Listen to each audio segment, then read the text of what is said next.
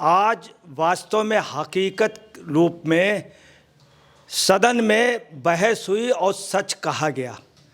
हकीकत ये है, जब देश का संविधान बना था तो डॉक्टर भीमराव अंबेडकर ने 370 के लिए विरोध किया था।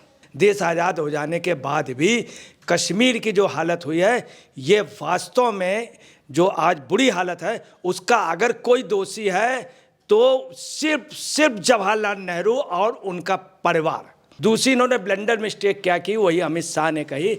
जिस समय इनको मालूम था, उसके बावजूद भी इन्होंने भारत में विलय नहीं किया, नेहरू जी ने नहीं होने। अब नेहरू जी ने क्या किया, हमारी सेनाएं पहुंच गई थी मुजफ्फराबाद तक, जो ऑक्यूपाइड कश्मीर है, वो भी आप सुन लें, गुलाम कश्मीर भी अपने को चंद घंटों में मिल जाता। मगर नेहरू जी यूएनए में चले गए, आर्मी को आदेश दिया कि नहीं अब मत बढ़ो। ये हम नहीं कह रहे हैं, उस समय के अधिकारी ने कहा, सैन्य अधिकारी का। मैं आपको बता रहा हूँ कि नेहरू जी का इस मामले में नेहरू जी गलत थे, ब्लंडर थे। आज बगैर सीज फायर किए हुए ऑक्युपाइड कश्मीर भारत में आ गया। 24 सदस्य जो हैं उनकी बाकायदे सदस्य होंगे, आरक्षित सदस्य। हमारे यहाँ ये रेजोल्यूशन पास हो गया, पूरा बिल बन गया। नमस्कार, स्वागत है आपका एचडीवी न्यूज पर। मैं हूं आपके साथ शिप्रा सैनी। जम्मू कश्मीर को लेकर दो महत्वपूर्ण विधेयक लोकसभा में पेश किए गए और चर्चा के बाद वो पास भी हो गए। लेकिन इस दौरान जो चर्चा लोकसभा में देखने को मिली, जिस तरीके से केंद्रीय गृह मंत्री अमित शाह कांग्रेस पार्टी पर जमकर बरसे और ये कहा कि नेहरू की गलतियां कहीं ना कहीं जम्मू कश्मीर के लोग भुगत रहे हैं, उन्होंने साफ तौर पर जिक्र किया और एक बड़ी बहस जो है वो लोकसभा में देखने को मिली है। इस पूरे मुद्दे पर विस्तार से बातचीत करेंगे। वरिष्ठ पत्रकार अजय जी मेरे साथ हैं। अजय जी, बहुत बहुत स्वागत है आपका। जिस तरीके से अमित शाह ने ये साफ तौर पर कहा है कि नेहरू की गलतियां देश भुगत रहा है, जिस तरीके से पीओके आज भारत से अलग है, और साथ ही संघर्ष विराम का उन्होंने जिक्र किया। उन्होंने जिक्र ये भी किया कि किस तरीके से यूनाइटेड नेशन में जो है इस पूरे मुद्दे को लेकर कांग्रेस पार्टी गई। तो क्या कहेंगे, क्या इस पूरे मामले पर आने वाले वक्त में खूब सियासत देखने को मिल सकती है? क्योंकि जम्मू कश्मीर से आर्टिकल 370 को खत्म मोदी सरकार ने किया और उसके बाद ये बहस जो है लगातार चल रही है। देखिए, वक्त पलटता है। आज वास्तव में हकीकत रूप में सदन में बहस हुई और सच कहा गया। हकीकत ये है, जब देश का संविधान बना था तो डॉक्टर भीमराव अंबेडकर ने 370 के लिए विरोध किया था। यहीं से मतभेद हुआ था नेहरू जी से, और नेहरू जी ने अंत में क्या किया, अंबेडकर जी को पार्टी से बाहर निकलवा दिया। उन्होंने हमेशा विरोध किया था। जब वो बॉम्बे से चुनाव लड़े थे तब भी उन्होंने कहा था कश्मीर के लिए कि कश्मीर में बड़ी बुरी हालत है, तब देश आज़ाद नहीं हुआ था। उस समय के बाद, उस समय भी उन्होंने कहा था, देश आज़ाद हो जाने के बाद भी कश्मीर की जो हालत हुई है, ये वास्तव में जो आज बुरी हालत है, उसका अगर कोई दोषी है तो सिर्फ जवाहरलाल नेहरू और उनका परिवार। श्यामा प्रसाद मुखर्जी की शहादत हुई थी इसी बात पे। उन्होंने कहा था एक देश एक निशान। नेहरू जी का कहना था 2 देश 2 निशान। अपना तिरंगा था, उन्होंने झंडा अभी तक रहा। अमित शाह की हिम्मत थी उस झंडे को हटाया। अमित शाह ने 370 हटाया। अब आप देखिए क्या है कि उन्होंने कहा 2 ब्लंडर मिस्टेक। हकीकत यह है कि जम्मू कश्मीर में आपको बता रहे हैं, अभी एक कांग्रेस का सांसद जिसको इतना ज्ञान नहीं है, वो ये कह रहा था कि कश्मीर जो था वो मुस्लिम शासन में था। अरे उसमें राजा हरि सिंह, गुलाब सिंह ये राजा थे। सियासत थी बहुत पुरानी, अंग्रेज भी उसमें कब्जा नहीं कर पाए थे, मुस्लिम भी कब्जा नहीं कर पाए थे। वहाँ पे हिंदू राजा थे, राज्य कर रहे थे, उन्होंने विलय किया। वो क्या कह रहे हैं, मुस्लिम शासन था। हकीकत ये है, चूँकि नेहरू जी से बहुत आत्मिक रिश्ते नेहरू जी के परिवार के और बेगम अब्दुल्ला के परिवार के थे, इन्होंने ज़बरदस्ती शेख अब्दुल्ला को आगे किया, जबकि शेख अब्दुल्ला कुछ भी नहीं थे। ना वहाँ के राजा, ना वहाँ के पब्लिक द्वारा चुने हुए, कुछ भी नहीं थे। वहाँ पे गुलाब सिंह की सियासत थी और कर्ण सिंह की सियासत थी, इन लोगों की सियासत थी। दूसरी इन्होंने ब्लंडर मिस्टेक क्या की, वही अमित शाह ने कही। जिस समय इनको मालूम था, उसके बावजूद भी इन्होंने भारत में विलय नहीं किया, नेहरू जी ने नहीं होने। नेहरू जी की मंशा ये थी कि एक अलग बफर स्टेट बना रहे, मैं वहाँ भी और यहाँ दोनों जगह अपनी सियासत चलाता रहूँगा। जब पाकिस्तान ने छद्म रूप पे अटैक कर दिया, वहाँ की फोर्स ने विद्रोह कर दिया, तब आप समझ लीजिए जो वहाँ के गुलाब सिंह जम्मू कश्मीर के जो राजा हैं वो लाए, पटेल जी की थी, नेहरू जी की नहीं, उनसे विलय कराया, पटेल जी ने विलय कराया। तब नेहरू जी ने क्या किया, हमारी सेनाएं पहुंच गई थी मुजफ्फराबाद तक, जो ऑक्यूपाइड कश्मीर वो भी आप सुन लें, गुलाम कश्मीर भी अपने को चंद घंटों में मिल जाता, मगर नेहरू जी यूएनए में चले गए, आर्मी को आदेश दिया कि नहीं अब मत बढ़ो। ये हम नहीं कह रहे हैं, उस समय के अधिकारी ने कही, सैन्य अधिकारी का।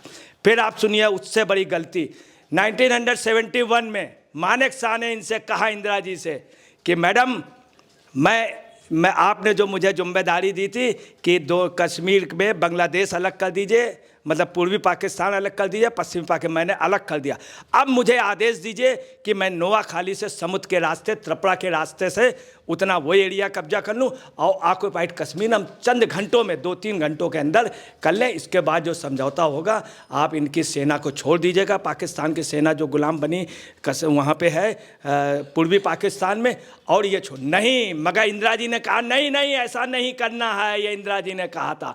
उसके बाद मानेक शाह की इन्होंने पेंशन रोक दी। अफसोस की बात है, नेहरू की बेटी ने क्या किया, खुद जा करके भारत रत्न ले लिया, प्रधानमंत्री होके खुद भारत रत्न नहीं ले सकती थी, भारत रत्न ले लिया। अब मानेक शाह की उसके बाद सैलरी रोक दी, फील्ड मार्शल थे, कौन बड़ा था, मानेक शाह बड़ी थी या इंदिरा गांधी।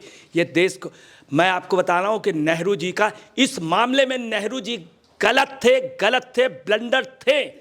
ब्लंडर थे। आपको उसके बाद बताएं 62 में इन्होंने क्या किया, ये कानपुर की ऑर्डिनेंस फैक्ट्री में चाइना के राष्ट्राध्यक्ष को लेकर के ऑर्डिनेंस फैक्ट्री में गए जहां शस्त्र बनते थे, वहां उन्होंने घुमाया, ये देखिए मेरे यहाँ ये बनता है, ये देखिए। उसी के थोड़े दिन बाद जाकर के उसने भारत पे अटैक कर दिया, भारत पे अटैक कर दिया। ये हिंदी चीनी भाई भाई कहते रहे।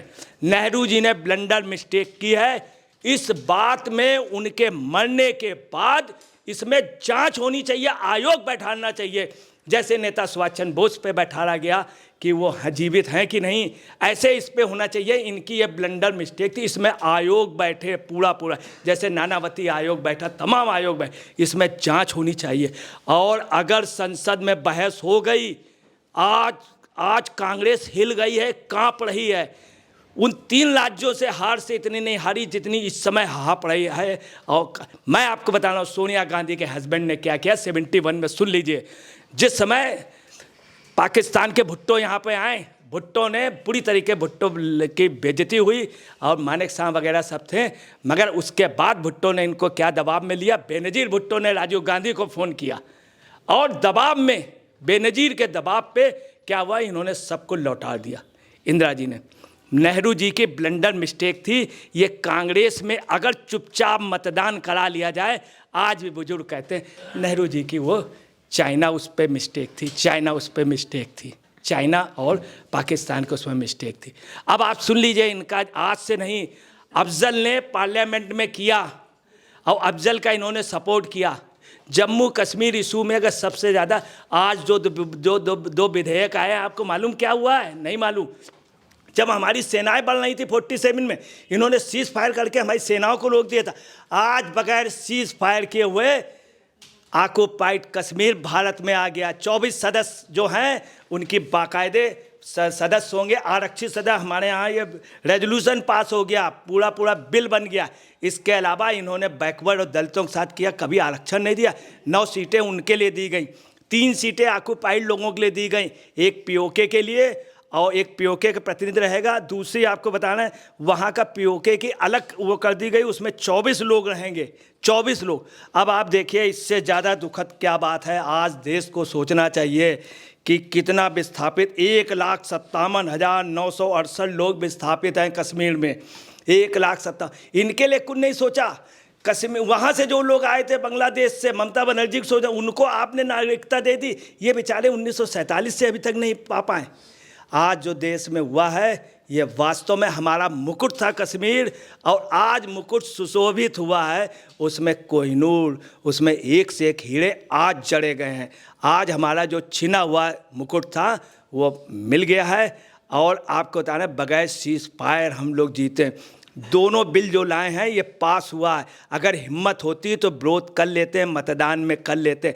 अगर नेहरू जी पे बहस हो गई 1-2 दिन, आप ये याद रखिएगा, कांग्रेस के दफ्तरों के पर्दे जो हैं वो फट जाएंगे, उनके कार्यकर्ता विरोध करेंगे, उनके कार्यकर्ता। सुन लीजिए, जब 370 आया है, 370 के लिए जब अमित शाह गए हैं, किसी को नहीं मालूम था। कांग्रेस में जबरदस्त मीटिंग हुई और जो वो था जिसको वीटो जारी करना था, वहाँ पे जो मेन था, जो जिसके बगैर अगर कोई भी करेगा तो उसको उस विप वाले ने सबसे पहले क्या कहा, कांग्रेस के जब 370, इन्होंने कहा 370 हटा दी, सबसे पहले वो उछला कांग्रेस, बोले जिंदाबाद जिंदाबाद जिंदाबाद। एकदम से सोनिया जी वगैरह ने देखा तो उसने ऐसे किया, ये मतलब उसको इतना गुस्सा था कि दूसरी की बात बता रहे हैं, कश्मीर पे हमला हुआ, कश्मीर के उसने किया अफजल गुरु ने, और जब जिस समय उस सजा याफ्ता उसका सपोर्ट कर नहीं थे, एक शब्द भी, जो लोग मारे गए थे पार्लियामेंट के, उनके आंसू में रात को इन्होंने सुप्रीम कोर्ट का खुलवाया और 7 साल से उसकी पढ़ाई, उसकी फाइल दबाए रखी। ये था, आप समझ लीजिए। आज वास्तव में अगर देखा जाए तो देश का स्वामी, इसका मतलब ये नहीं है ये देश के लिए भाजपा या मोदी या अमित शाह के लिए कोई उपलब्धि नहीं है, देश की उपलब्धि। इसको देश की उपलब्धि से लीजिए, ये देश को श्रेय दीजिए। कांग्रेस यहीं धोखा कर रही है अपने साथ, बेवजह मुद्दे। अगर इस पर बहस हो गई तो मैं आपको बता रहा हूँ, नेहरू बदनाम हो जाएंगे, नेहरू बदनाम हो जाएंगे, बर्बाद हो जाएगी कांग्रेस और नेहरू का व्यक्तित्व। अगर इसमें कहीं जांच आयोग बैठ गया तो आपको बताना, इनका परिवार निकल नहीं पाएगा। ये कश्मीर के रहने वाले हैं, इनके मोतीलाल जी के बाबा का नाम आप पता लगा लीजिए। इनको चुनाव अगर लड़ना चाहिए, वायनाड से क्या जरूरत है, कश्मीर से लड़े, इनको जिताया जाएगा, जिताया जाएगा। आज भी अगर राहुल चाह लें तो जहाँ के रहने वाले वहाँ से लड़ के जीत के आएंगे, पूरे दुनिया में नाम होगा। कहाँ से जीत के? कश्मीर से। कश्मीर हमारा है, राहुल हमारा है, तब कहे जाएंगे। ये थोड़ी तुम वहाँ भाग गए, मल्लापुरम में भाग गए, वहाँ से भागे। अभी भी वक्त है कि राहुल गांधी इसको साबित करने के नेहरू जी या सही थे, तो आप कश्मीर से, श्रीनगर से लोकसभा चुनाव लड़िए, हम सब लोग सपोर्ट करेंगे, मीडिया आपके साथ है, सब लोग। मगर ये करने के लिए इनको अपनी कमर बांधना होगा।